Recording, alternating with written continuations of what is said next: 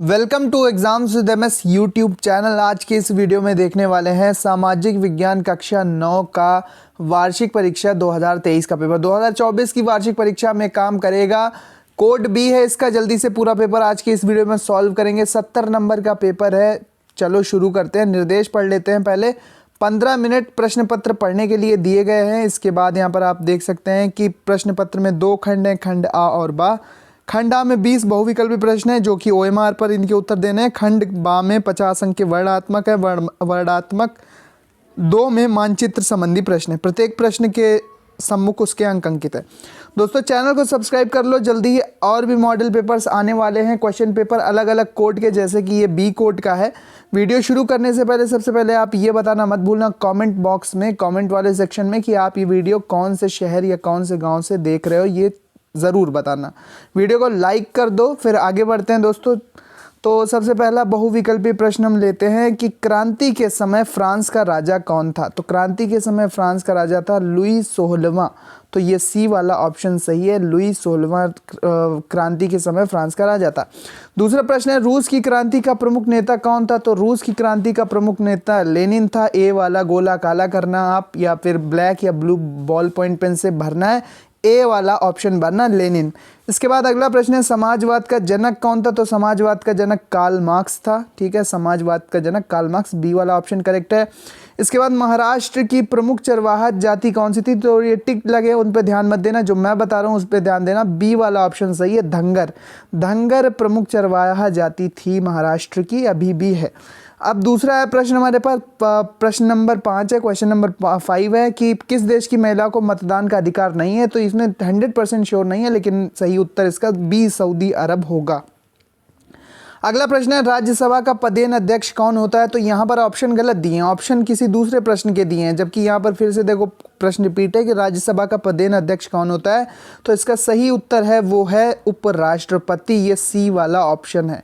जबकि ये वाला प्रश्न था कि यहाँ पर देखो का अध्यक्ष कौन था। ठीक है, तो ये प्रश्न स्पष्ट नहीं है, तो यहाँ पर प्रश्न रिपीट हुआ है जबकि ऑप्शन अलग अलग थे। तो यहाँ पर प्रश्न अगर सही होता तो यहाँ पर कुछ शायद जवाहरलाल नेहरू टाइप का आंसर है यहाँ पे, तो उसको छोड़ देते हैं, ये वाला प्रश्न काट देते हैं। सातवां प्रश्न क्या था कि राज्यसभा का पदेन अध्यक्ष कौन होता है। तो ये होते हैं उपराष्ट्रपति, भारत के उपराष्ट्रपति। चलते हैं नेक्स्ट पेज पे और देखते हैं वहाँ पर कौन से प्रश्न पूछे गए। अगला प्रश्न है हमारे पास कि निम्नलिखित में से संसद का कौन सा अंग है। तो डी वाला विकल्प सही है, प्रधानमंत्री। ठीक है, इसके बाद लोकतंत्र की स्थापना के लिए किसका होना आवश्यक है। तो जनता के पास अधिकारों का होना आवश्यक है लोकतंत्र की स्थापना के लिए, बी वाला ऑप्शन करेक्ट है। इसके बाद किसके परामर्श पर राष्ट्रपति लोकसभा भंग कर सकता है। किसके परामर्श पर, किसकी सलाह पर राष्ट्रपति लोकसभा भंग कर सकता है। तो इसका सही ऑप्शन है सी, प्रधानमंत्री की सलाह पर राष्ट्रपति लोकसभा भंग कर सकते हैं। अगला है कि एक स्थलीय भाग जो 3 ओर से समुद्र से घिरा हो क्या कहलाता है। एक स्थलीय भाग जो 3 ओर से समुद्र से घिरा हो, बी ऑप्शन सही है, प्रायद्वीप कहलाता है, बी वाला गोला फिल करना।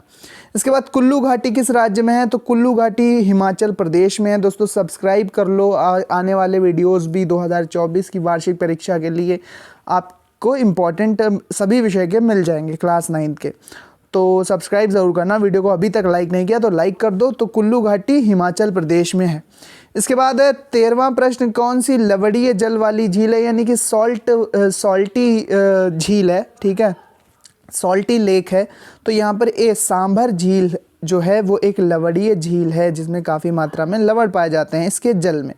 अगला प्रश्न देखो उठाते हैं, गंगा नदी का उद्गम स्थान कौन सा है। तो गंगा नदी का उद्गम स्थान गंगोत्री है। ठीक है, गंगोत्री से गंगा का उद्गम होता है, सी वाला ऑप्शन करेक्ट है। इसके बाद अगला प्रश्न है हमारे पास, सबसे लंबी नदी कौन सी। तो सबसे लंबी नदी गंगा नदी है, यहाँ पर ए वाला विकल्प सही हो जाएगा। अगला प्रश्न है हमारे पास, एक सेकेंड, अगला प्रश्न है हमारे पास कि किस स्थान पर सबसे अधिक वर्षा होती है। तो मानिसराम में सबसे अधिक वर्षा होती है, मासिनराम में। ठीक है, मासिनराम नाम का जो स्थान भारत में है वहाँ पर सबसे अधिक वर्षा होती है। अगला है कि किस राज्य की तट रेखा सबसे लंबी है। तो तट रेखा गुजरात की सबसे लंबी मिलेगी, ए वाला विकल्प सही है यहाँ पर, गुजरात। ठीक है, ए वाला विकल्प सही है। इसके बाद है निम्नलिखित में से उत्पादन का स्थिर साधन कौन सा है? तो उत्पादन का स्थिर साधन भूमि है। उत्पादन का स्थिर साधन भूमि है। यहाँ पर सी वाला विकल्प सही है, सी वाला ऑप्शन करेक्ट है। चलते हैं नेक्स्ट पेज पे और देखते हैं कि वहाँ पर कौन से प्रश्न हैं। तो प्रश्न संख्या 19 है, क्वेश्चन नंबर 19 कि विश्व में सबसे अधिक निर्धन कहाँ निवास करते हैं? तो विश्व में सबसे अधिक निर्धन भारत में निवास करते हैं, तो सी वाला विकल्प सही है। और यहाँ पर 20वां और लास्ट बहुविकल्पी प्रश्न है, लास्ट OMR का प्रश्न है कि राष्ट्रीय प्रतिदर्श सर्वेक्षण संगठन की स्थापना कब हुई?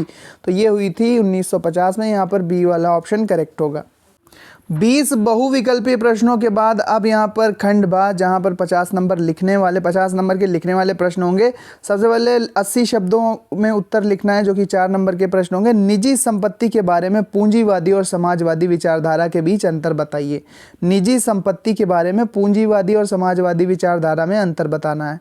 इसके बाद अगर नहीं आता ये प्रश्न, तो सन 1917 में रूस की क्रांति के 2 राजनीतिक कारण बताइए कि रूस की क्रांति के पीछे 2 राजनीतिक कारण कौन से थे।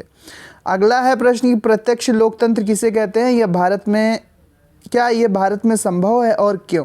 ये भी 4 नंबर का प्रश्न है, जिसका उत्तर 80 शब्दों में देना है। अगर नहीं आता है तो उच्चतम न्यायालय के न्यायाधीश को उसके पद से किस प्रकार हटाया जा सकता है? उच्चतम न्यायालय के न्यायाधीश को उसके पद से किस प्रकार हटाया जा सकता है। अगला प्रश्न है हमारे पास, हिमालय को नवीन वलित पर्वत क्यों कहते हैं? ये 4 नंबर का भूगोल से प्रश्न है। अब नहीं आता तो उत्तर भारत में पूर्व से पश्चिम की ओर वर्षा की मात्रा घटती क्यों है? फिर से पढ़ता हूँ, उत्तर भारत में पूर्व से पश्चिम की ओर वर्षा की मात्रा क्यों घटती है? प्रश्न संख्या 4 है यहाँ पर, भारत में खाद्य सुरक्षा कैसे सुनिश्चित की जाती है? 4 नंबर का प्रश्न है। नहीं आता तो निर्धनता का अर्थ स्पष्ट कीजिए, निर्धनता किसे कहते हैं? अब वर्णात्मक प्रश्न टाइप 2, जहाँ पर 150 शब्दों में उत्तर लिखना है, यानी कि ये लॉन्ग आंसर टाइप क्वेश्चन है। रूस की क्रांति के कारण बताइए। रूस की क्रांति के कारण पूछे गए हैं, रूस की क्रांति के कारण। नहीं आता है तो फ्रांस की क्रांति पर किन किन दार्शनिकों का प्रभाव पड़ा? फ्रांस की क्रांति पर किन किन दार्शनिकों यानी कि किन किन फिलोसफर्स का प्रभाव पड़ा था? लास्ट पेज पे चलते हैं पेपर के। प्रश्न संख्या 6 है, जिसका 150 शब्दों में उत्तर देना है कि गठबंधन सरकार किसे कहते हैं? गठबंधन सरकार के परिप्रेक्ष्य में प्रधानमंत्री की शक्तियों की विवेचना कीजिए। नहीं आता ये वाला, तो भारत में लोकतंत्र की सफलता का मार्ग में आने वाली बाधाओं को बताइए। भारत में लोकतंत्र की सफलताओं की मार्ग में आने वाली बाधाओं के बारे में बताइए। अब प्रश्न नंबर 7 देखते हैं। ये भी 150 शब्दों में इसका उत्तर लिखना है कि जनसंख्या वितरण को प्रभावित करने वाले कारक बताइए। 6 नंबर का प्रश्न है, 6 मार्कर। नहीं आता तो भारत की ऋतुओं का वर्णन कीजिए, यानी कि भारत के अलग अलग मौसमों का वर्णन कीजिए। प्रश्न नंबर 8, क्वेश्चन नंबर 8, खाद्य और संबंधित वस्तु को उपलब्ध कराने हेतु सहकारी समितियों की भूमिका को स्पष्ट कीजिए। क्या है प्रश्न? कि खाद्य और संबंधित वस्तुओं को उपलब्ध कराने वाली सहकारी समितियों की भूमिका स्पष्ट कीजिए। अब ये वाला नहीं आता है, अर्थशास्त्र का प्रश्न है, तो सार्वजनिक वितरण प्रणाली का वर्णन कीजिए। सार्वजनिक वितरण प्रणाली का वर्णन कीजिए। सार्वजनिक वितरण प्रणाली, ठीक है, सिस्टम।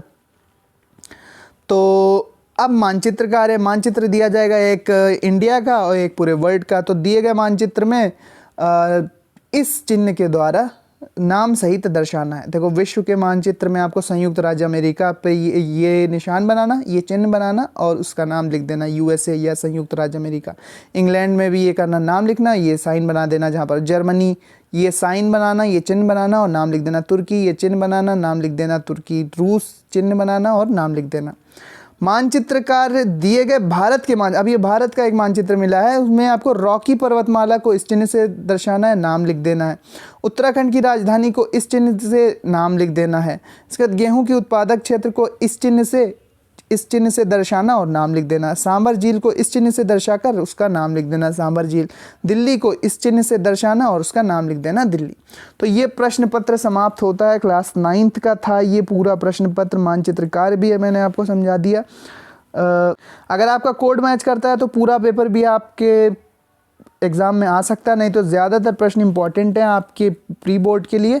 तो इनको तैयार करके ज़रूर जाना दोस्तों, इससे आपको बहुत ही ज़्यादा हेल्प मिलेंगी आपके फाइनल एग्ज़ाम में, वार्षिक परीक्षा में। सोशल साइंस यानी SST क्लास 9th के पेपर में सारे प्रश्न मैंने सॉल्व कर दिए थे, और जो लॉन्ग आंसर टाइप या 4 नंबर और 6 नंबर वाले यानी कि 4 मार्कर 6 मार्कर प्रश्न है, उनको सॉल्व कर लेना अच्छे से, ठीक है। अगर आप कमेंट बॉक्स में बताओगे, कमेंट करो ज़्यादा से ज़्यादा कि इसका पूरा सॉल्यूशन चाहिए, तो मैं कॉपी पर पूरा सॉल्यूशन आपको भी उपलब्ध कराऊंगा। क्लास 9th का 2024 में देने वाले हैं परीक्षा, 2025 में देने वाले हैं, सब में काम करेगा। कोड B था इसका, ठीक है। 70 नंबर का पेपर होता है, 30 नंबर की यहाँ पर प्रोजेक्ट वर्क होता है, आपके कॉलेज में कराया जाएगा। इसका PDF आपको टेलीग्राम चैनल पर मिलेगा, टेलीग्राम का लिंक डिस्क्रिप्शन में है, लिंक डिस्क्रिप्शन में है, वहाँ पर क्लिक करोगे तो टेलीग्राम पर पहुँच जाओगे, वहाँ पर ये पूरा पेपर आपको मिल जाएगा। अगर नहीं है टेलीग्राम तो डाउनलोड करो। थैंक्स फॉर वॉचिंग, आपके लिए इसी प्रकार की इंपॉर्टेंट वीडियोज़ लाता रहूँगा।